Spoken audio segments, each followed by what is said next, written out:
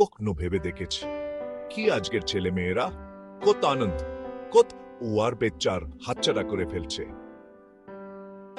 আমি কথা বলছি সেই সব সাধারণ আনন্দের কথা, এগুলো একসময় শৈশবকে রূপকথার মতো করে তুলত। হ্যাঁ, আমি মনে করতে পারি ধুলো মাখা রাস্তায় লাট্টু ঘোরানোর রোমাঞ্চ, কাদামাটি জলে মাছ ধরার উত্তেজনা, আর নদী পার হয়ে সাঁতার কাটা বা পুরনো কাঠের টুকরো দিয়ে ক্রিকেট ব্যাট বানানো।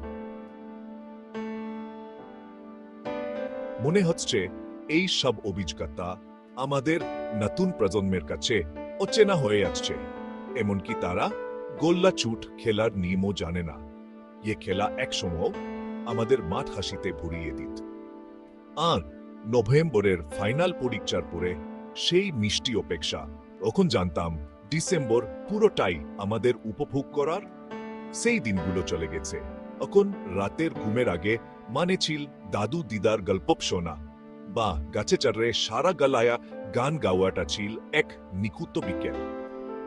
আজকের বাচ্চারা হয়তো কখনোই বুঝবে না পলিথিনের সুতো দিয়ে খুঁড়ি বানানোর জন্যে কত ধৈর্যের প্রয়োজন, বা কলার কাণ্ড দিয়ে ভেলা বানানোর কায়দা কি। তাদের কি মাছ ধরার জন্য বাঁশি বানিয়ে মাছ ধরার ধারু আছে, অথবা তৃতীয় শ্রেণীর পরে সাইকেল ভাড়া করে মামার বাড়ি যাওয়ার সাহস আছে? মনে হচ্ছে মোবাইলের পর্দায় মগ্ন আমাদের এই প্রজন্ম গ্রামীণ সেই ওয়ারভেচার থেকে অনেক দূরে সরে গেছে।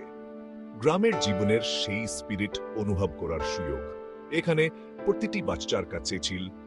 সরলতায় মোডা রোমাঞ্চের গল্প সেগুলো হারিয়ে আসছে। আসো তাদের আর হয়তো নিজেদেরও স্মরণ করিয়ে দেই সেই জাদুর কথা, ইয়া পর্দার বাইরে পাওয়া আয়।